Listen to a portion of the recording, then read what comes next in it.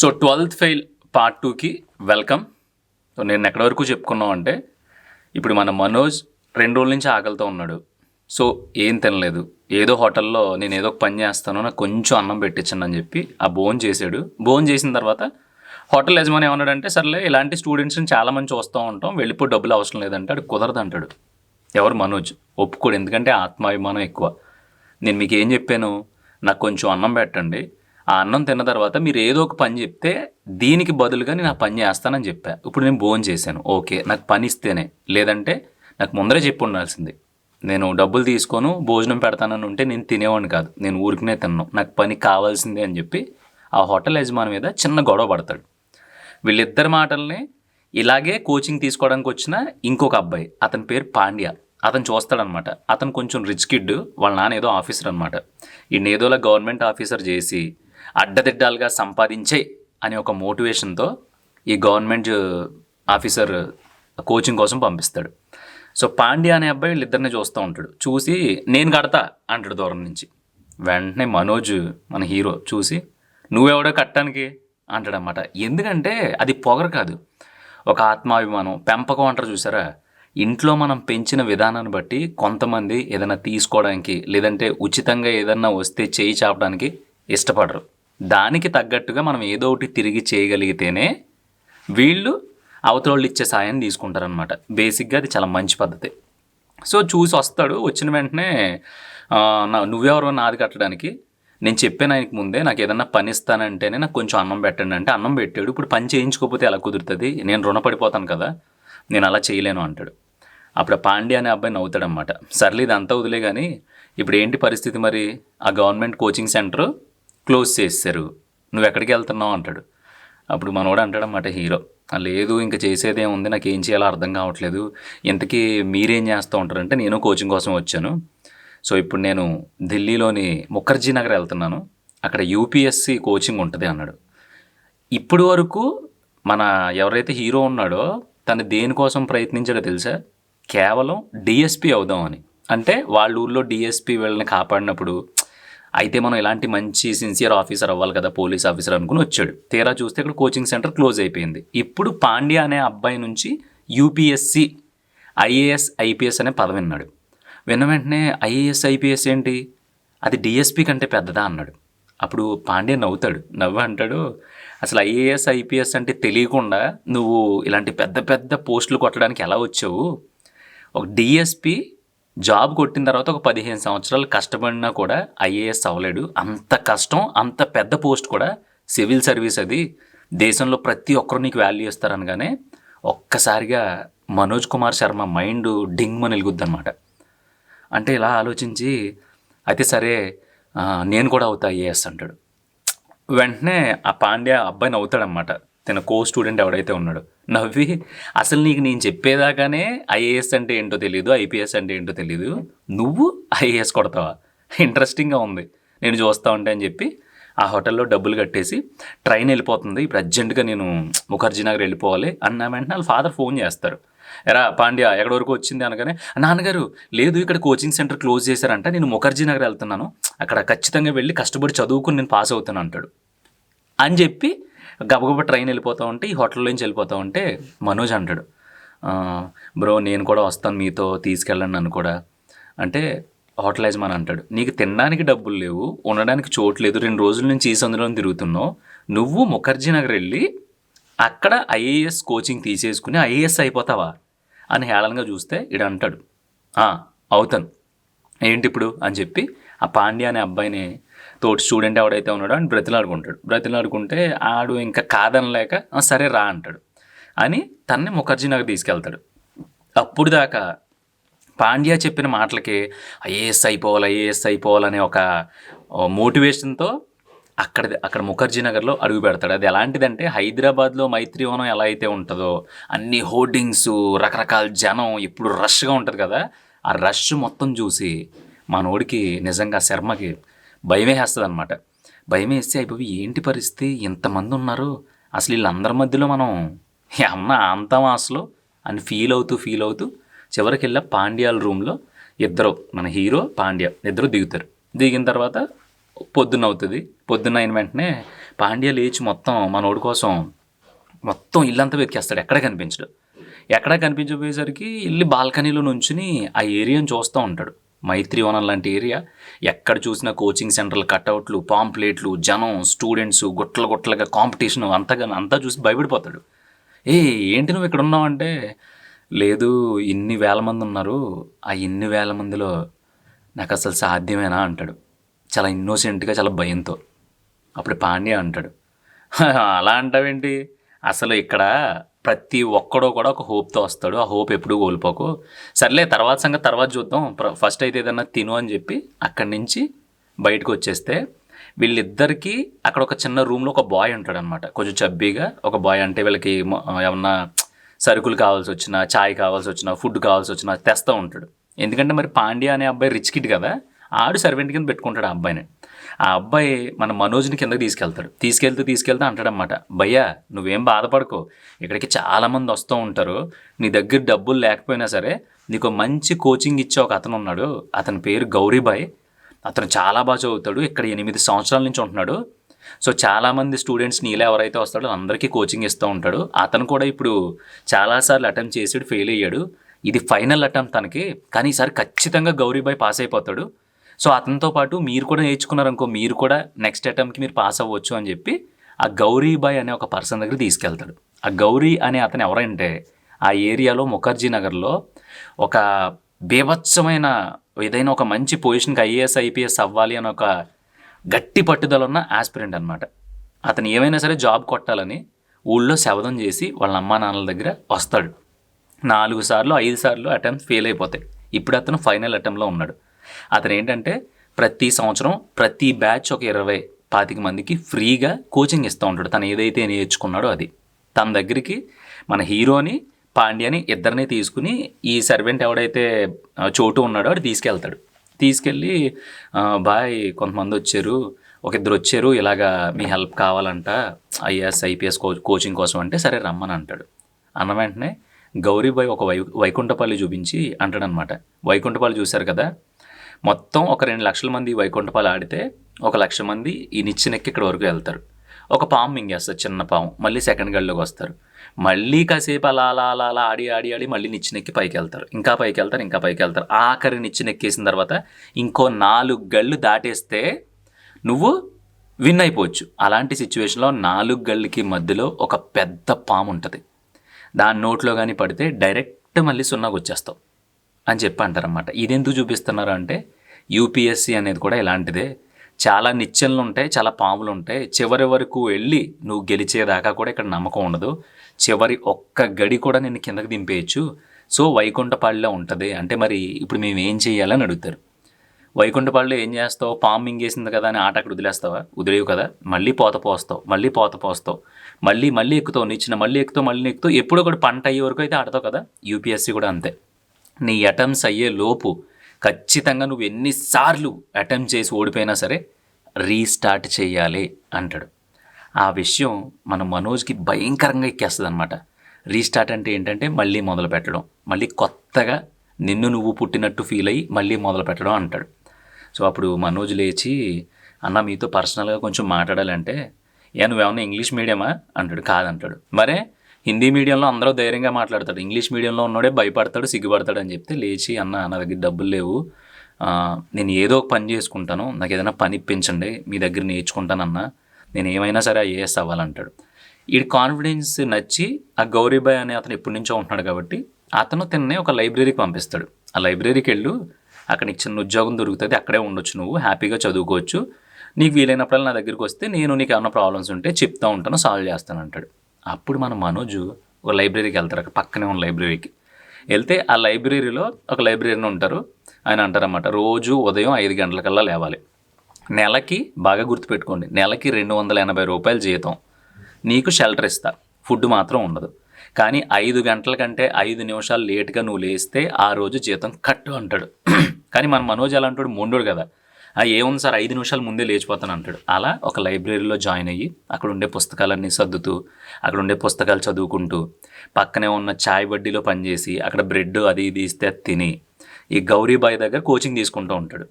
అదేంటి ఫ్రెండ్ పాండ్య ఉన్నాడు కదా, ఆ రూమ్లో ఉండొచ్చు కదా హ్యాపీగా అంటే, మనోడు ఎవరి దగ్గర ఊరుకునే ఉండడు. కొంతమంది ఉంటారు, ఎవడైనా కొంచెం బలిసినోడు కారు వేసుకుని వచ్చి అరే బావ సరదాగా బయటికి వెళ్దాం రా అంటే టక్కుమని ఎక్కేసి ఆడెవడి కారులోనూ వీళ్ళు ఫోటోలు తీసి ఇన్స్టాగ్రామ్లో పెట్టుకుంటూ ఉంటారు. సో ఆ కారు మంది కాదు, ఆ ఫోటోకి వచ్చిన 100 లైక్లు 150 లైక్లు లేదంటే ఆ గొప్పతనం నీది కాదు, ఆ కారు గలవాడిది. రేపు పొద్దున్న నువ్వు సైకిల్ మీద వెళ్తున్నావు అనుకో, ఎరా మన కారు ఫోటో పెట్టు అంటారనమాట. సో ఇది పక్కన పెట్టేస్తే మనోడు ఎవరిది ఫ్రీగా తీసుకునే మనస్తత్వం కాదు కాబట్టి లైబ్రరీలో చిన్న ఉద్యోగం సంపాదించుకున్నాడు, నెలకి 280 రూపాయలు. చాయ్ బడ్డీ దగ్గర చాయ్ అమ్ముతున్నాడు. సో ఫుడ్ వెళ్ళిపోతుంది. ఇలా తను నేర్చుకోవడం మొదలుపెట్టాడు ఒక ఇన్స్టిట్యూట్లో. అంటే ఇన్స్టిట్యూట్ అంటే అది అందరికీ కామన్గా చెప్పే గవర్నమెంట్ కైండ్ ఆఫ్ ఇన్స్టిట్యూట్లో జాయిన్ అయ్యి జాగ్రత్తగా ఏదో ఒకటి చేసి పాస్ అయిపోదాము, మనం కోచింగ్ తీసేసుకుంటున్నాము, ఇంకా ఎట్టి పరిస్థితుల్లో జాబ్ కొట్టేద్దాము అనే ఊపులో ఉన్నప్పుడు ఎవరైతే కోచింగ్ ఇస్తున్నాడో గౌరీబాయ్ అనే అతను 8 సంవత్సరాల నుంచి అదే ముఖర్జీ నగర్లో ఉండి ఇంటికి వెళ్లకుండా తినకుండా అక్కడ బాత్రూములు కడిగి అది చేసి ఇది చేసి 5 సార్లు ఫెయిల్ అయిపోయి లాస్ట్ అటెంప్ట్లో ఉన్నాడు. ఇప్పుడు అతను ఎగ్జామ్స్ రాశాడు, రిజల్ట్స్ వస్తుంది. సో గౌరీబాయ్, మన హీరో, అలాగే పాండ్య, ఇంకో చోటు ఉన్నాడు కదా సర్వెంట్ అబ్బాయి బాబు, వాళ్ళందరూ కలిపి రిజల్ట్స్ చూసుకోవడానికి వెళ్తారు. మొత్తం అంతా గజిబిజిగా అందరూ ఎవరి రిజల్ట్లు చూసుకుంటూ ఉంటారు. గౌరీబాయ్ వెతుకుతాడు, పేరు కనిపించడు. మనోడు కూడా వెతుకుతాడు హీరో, అయినా సరే పేరు కనిపించడు. ఎవరు వీళ్ళందరూ గౌరీబాయ్ రిజల్ట్ చూడడానికి వెళ్ళారు. చివరికి గౌరీబాయ్ లాస్ట్ తన జీవితంలో యూపీఎస్సీకి ఉన్న ఒక్క అవకాశాన్ని కూడా కోల్పోయాడు. అందరూ షాక్. హీరో, పాండ్య, చోటు అయితే ఏడుస్తాడనమాట. అన్న 8 సంవత్సరాల నుంచి కష్టపడ్డాడు, ఇంక అన్న జీవితంలో యూపీఎస్సీ రాసే ఛాన్స్ లేదు, మంచోళ్ళకి ఎందుకు ఇలా జరుగుతుందని ఆ బొడ్డుడు పాపం ఫీల్ అవుతూ ఉంటాడు. వీళ్ళందరూ ఫీల్ అవుతారు. కట్ చేస్తే వీళ్ళందరూ ఫీల్ అవుతున్నా సరే మనోడు గౌరీబాయ్ అనే అతను ఎవరైతే ఉన్నారో మన తమ్నీల్లో ఉంటుంది, జుట్టు ఉంటుంది అతనికి. అతను ఒక హోర్డింగ్ పెడతాడు, రీస్టార్ట్ అని. సాయంత్రం అవుతూ ఉంటుంది, చీకటి పడుతూ ఉంటుంది, రీస్టార్ట్ అని బోర్డింగ్ పెట్టి నిచ్చిన దిగుతూ ఉంటాడు హోర్డింగ్ పెట్టి. వీళ్ళందరూ మొత్తం మన హీరో మనోజు ప్లస్ పాండ్య వీళ్ళందరూ చూసి షాక్ అనమాట. ఏంటి బాయ్, ఉన్న ఒక్క అవకాశం పోయింది కదా, ఇంక నువ్వు జీవితంలో రాయలేవు కదా, నీకు బాధగా లేదా, రీస్టార్ట్ అని హోర్డింగ్ ఎందుకు పెట్టావు అంటే, అరే తెంగరోళ్ళారా, నా దగ్గర ప్రతిసారి 20 మంది 30 మంది కోచింగ్ తీసుకుంటున్నారు, నేను ఆగిపోతే ఏముంది, నా ఛాన్స్ పోతే ఏముంది, మీరందరూ ఉన్నారు కదా, మీలో ఒక్కడ ఐఏఎస్ అయినా సరే నేను గెలిచినట్టే. మా ఇంట్లో గర్వంగా చెప్పుకుంటాను నేను ఒకడిని ఐఏఎస్ చేశానని. ఎప్పుడైనా సరే నాకు దక్కలేదు అన్న తర్వాత అక్కడే కూర్చుని ఏడ్చామనుకో దానివల్ల ఉపయోగం ఉండదు. మనలాగా ఇంకెవరైనా చేయగలరా, మనలాగా ఎవరైనా తాపత్రయపడే వాళ్ళని మనం ముందుకు తీసుకెళ్ళగలమా, వాళ్ళల్లో మనల్ని చూసుకోగలమా అనేది ఉండాలరా. అందుకే రీస్టార్ట్ పెట్టాను. ఈసారి నుంచి 30 మందికి కాదు, ఇంకో 30 మందికి చెప్తాను. ఖచ్చితంగా నా నుంచి వెళ్ళిన ప్రతి ఒక్కడో కూడా ఐఏఎస్ అవ్వకపోవచ్చు కానీ ఒక్కడవుతాడురా, ఆ ఒక్కడో కూడా నన్ను తలెత్తుకునేలా చేస్తాడు అంటాడన్నమాట గౌరీబాయ్. అంత భయంకరమైన మోటివేషన్ ఉంటుంది తన దగ్గర. సో అందరూ హ్యాపీ. మనోడు హ్యాపీగా మళ్ళీ ప్రిపరేషన్ మొదలు పెడతాడు. కానీ ఫస్ట్ అటెంప్ట్స్ రాస్తాడు మన హీరో. ఫస్ట్ అటెంప్ట్ రాసిన తర్వాత అంతా భయపడుతూ ఉంటాడు. క్లాస్లో అంతా మనోడు టాపరు. వెళ్ళి రాస్తే ఫస్ట్ అటెంప్ట్ ఫెయిల్ అయిపోయాడు. ఆ రిజల్ట్స్ చూసుకుని ఆ క్రౌడ్లో నుంచి బయటకు వస్తూ ఉంటాడికి ఏం వినిపించకుండా బయటకు వచ్చి చూసేసరికి గౌరీబాయ్ ఉంటాడు. ఏంటి పోయిందా అని అడుగుతాడు. అవును బాయ్ అంటాడు. హే రీస్టార్ట్ అంటాడు అన్నమాట. అంటే మళ్ళీ మొదలుపెట్టి అంటాడు.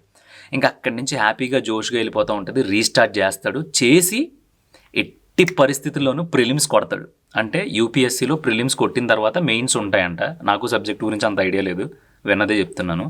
సో ప్రిలిమ్స్ పాస్ అయిపోయి పాండ్య దగ్గరికి వచ్చి అన్న నీ ఫోన్ ఇవ్వు ఒకసారి అని చెప్పి వాళ్ళ మదర్కి ఫోన్ చేసి చెప్తాడు. ఫస్ట్ చెప్పి ప్రిలిమ్స్ కొట్టేశాడు అన్నట్టునే అదొక జోషు. గౌరీబాయ్ ఏమో రచ్చ ఇరే ఇంకెవ్వడూ ఆపలేడు, నువ్వు డైరెక్ట్ ఐఏఎస్ అయిపోతావు, ఇంకా మిగతా ఎగ్జామ్స్ అన్నీ చాలా హ్యాపీగా అయిపోతాయి అది ఇది అనుకుని ప్రిపేర్ అవుతున్నప్పుడు ఇక్కడతో గౌరీబాయ్ ఇవ్వగలిగేంత కోచింగ్ అయిపోయింది. ఇప్పుడు ఏంటంటే ఖచ్చితంగా డబ్బులు కట్టి ఒక మంచి ఇన్స్టిట్యూట్లో జాయిన్ అయితే తప్ప ఖచ్చితంగా ఆ మెయిన్స్ ఏదైతే ఉందో అది క్లియర్ చేయడం కొంచెం కష్టం.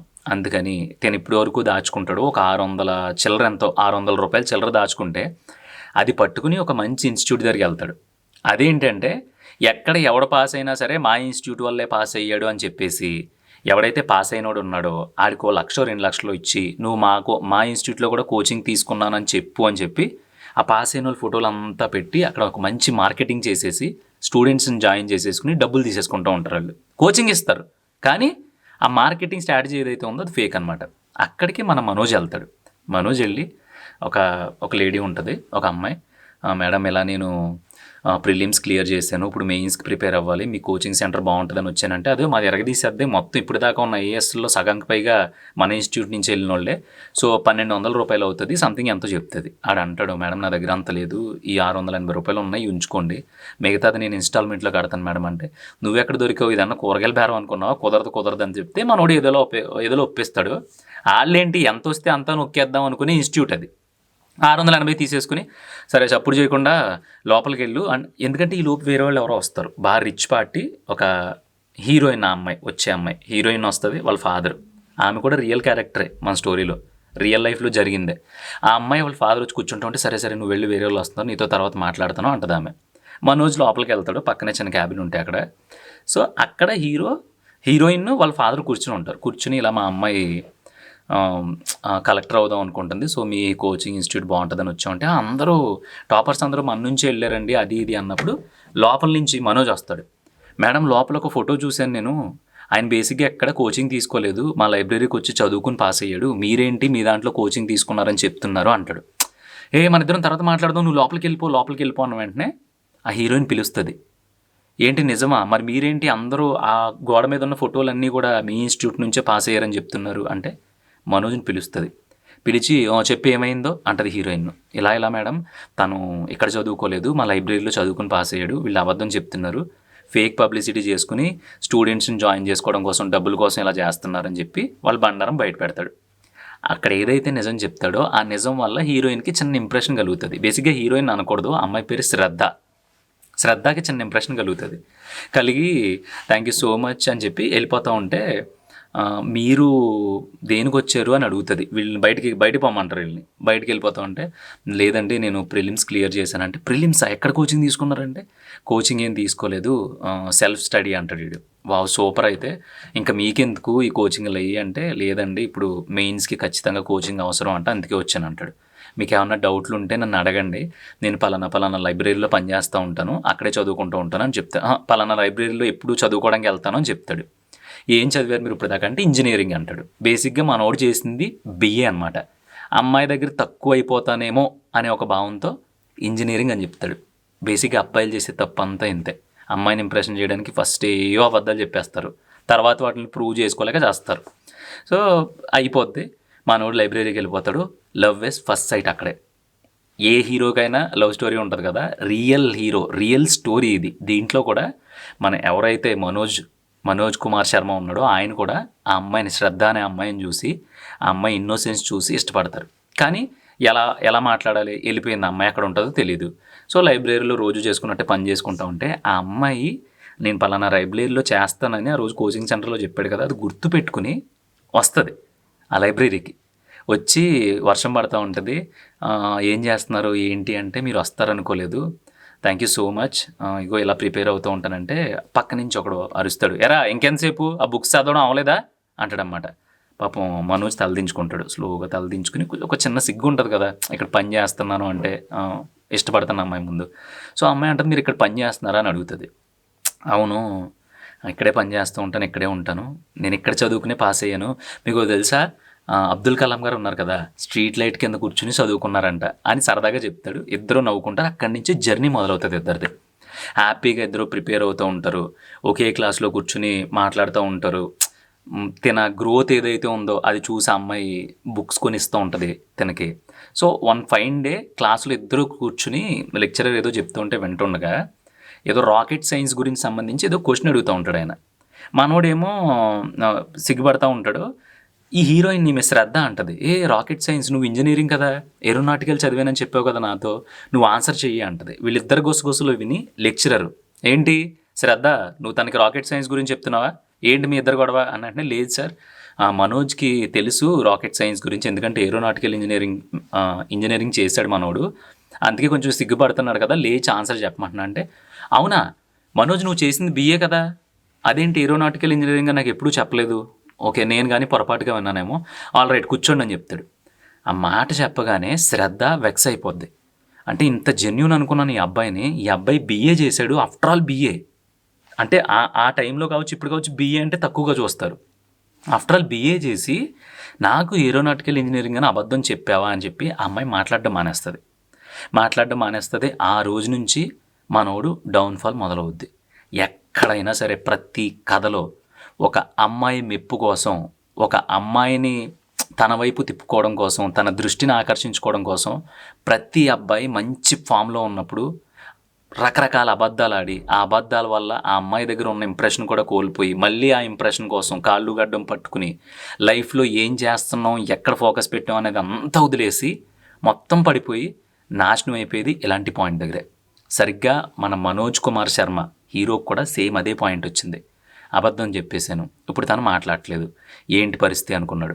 కరెక్ట్గా ఏదైతే క్వాలిఫై ఎగ్జామ్ ఉంటుందో మెయిన్స్కి, ఆ క్వాలిఫై ఎగ్జామ్ వస్తుంది, ఆ ఎగ్జామ్ రాస్తాడు. మొత్తం మామూలుగా రాయడం అనమాట. ఎగ్జామ్ ఎరగదీసేసి బయటకు వస్తాడు. బయటకు వచ్చిన వెంటనే తనతో పాటు రాసిన ఫ్రెండ్ అంటాడు, ఎలా రాసావు అంటాడు. మామూలుగా రాయలేదు, బేసిక్గా నేను హిందీ మీడియం కదా, సో అసలు ఇంగ్లీష్ ఎలా రాస్తానో అని భయపడ్డాను, కొంచెం ఇంగ్లీష్ కొద్దిగా తక్కువగా రాశాను కానీ చాలా బాగా రాశాను అంటాడు. ఏమేమి రాసావు అంటే, టెర్రరిజం గురించి రాశాను నేను, క్వశ్చన్ వచ్చింది, మామూలుగా రాయలేదు, అదైతే సావగొట్టాను, మొత్తం పంజాబ్ టు కాశ్మీర్ వరకు ఉన్న ఉగ్రవాదాన్ని ఎలా నిర్మూలించాలి, ఏం చేస్తే బాగుంటుంది, అన్నీ చాలా బాగా రాశాను రా, దానికైతే ఎక్కువ మార్కులు పడతాయి అంటాడు. అప్పుడు పక్కనే ఉన్న ఫ్రెండ్ ఇంగ్లీష్ మీడియం అనమాట. అదేంటి టెర్రరిజం అనే క్వశ్చన్ కూడా లేదంటే, ఏం మాట్లాడుతున్నావు, లాస్ట్ పేపర్లో సెకండ్ క్వశ్చన్ చూడు అని ఇలా చూపిస్తాడు. కానీ అది టూరిజంకి సంబంధించిన క్వశ్చన్ ఎస్ఐ రేటింగ్ అడిగితే మనోడ కంగారులో దాన్ని టెర్రరిజంలో ఫీల్ అయిపోయి టెర్రరిజం వర్డ్ అనుకుని టెర్రరిజం గురించి రాసేస్తాడు. ఇంకా చూసుకో అక్కడి నుంచి బుర్ర పాడైపోద్ది మనోడికి. అప్పుడు అంటాడనమాట, నేను పర్ఫెక్ట్ అనుకున్నాను, కాదు నేను చెక్ చేసుకుని ఉండాల్సిందని బాధపడతాడు. కట్ చేస్తే మనోడు ఆ క్వాలిఫై ఎగ్జామ్లో ఫెయిల్ అయిపోయి అక్కడి నుంచి ఎవరికి కనిపించకుండా వేరే చోటుకి వెళ్ళిపోతాడు. ఎందుకంటే ఫెయిల్ అయిపోయాడు, లో అయిపోయాడు, ఆ అమ్మాయికి అబద్ధం చెప్పేశాడు, ఆ గిల్ట్ ఎక్కువ ఉండిపోయింది, ఫోకస్ అంతా అమ్మాయి మీద ఉండిపోయింది. అదే టైంలో ఎగ్జామ్ ఫెయిల్ అయిపోయాడు. అదే టైంలో ఆ ఏదైతే లైబ్రరీలో పనిచేస్తున్నాడో ఆ లైబ్రరీలో ఒకరోజు ఉన్న మొత్తం ఆ రద్దు చిత్తు పేపర్లు ఉంటాయి కదా, అవన్నీ అమ్మేయమని లైబ్రరీని చెప్తాడు. అవన్నీ అమ్మేగా 120 రూపాయలు ఎంతో వస్తే సాయంత్రం తీసుకెళ్ళి ఆయనకి ఇస్తాడు. ఈ అమ్మాయి వదిలేసి వెళ్ళిపోయింది, అదే ఈ అమ్మాయితో మాట్లాడట్లేదు, ఎగ్జామ్ ఫెయిల్ అయిపోయాడు. ఈ బాధలో ఆ పని చేసుకుంటూ వెళ్ళి ఆ పేపర్లు అమ్మే అతనికి ఆ పేపర్లన్నీ తోకానికి వేసేసి 120 రూపాయలు వస్తే అవి పట్టుకెళ్ళి ఇస్తే ఆయన అంటాడు, ఎరా ఇప్పటి నుంచే మొదలెట్టేసావా, నీకు ఇచ్చినవి 40 కేజీల చిత్తు పేపర్లో దానికి 120 రూపాయలు వచ్చినాయా, ఇంకా ఎక్కువ వస్తాయి, నా లెక్క కరెక్ట్ అయితే 200 వస్తాయి, అంటే మిగతా 80 రూపాయలు జేబులో వేసావు కదా, ఐఏఎస్కి ప్రిపేర్ అవుతున్నావు నువ్వు, ఎమ్మ చిత్తు పేపర్లో నుంచే లంచం సగం దొబ్బేసావు అంటే రేపు పొద్దున్న దేశాన్ని దొబ్బేస్తారో నువ్వు అన్న వెంటనే మనోజ్ ఎప్పుడు తనలో కోపం చూడడం, మనం చెప్పు తీసి కొట్టడానికి వెళ్ళిపోతాడు. ఇలా లైబ్రరీని తనకంటే వయసులో పెద్దోడిని కొట్టడానికి వెళ్ళిపోయి అంటాడు.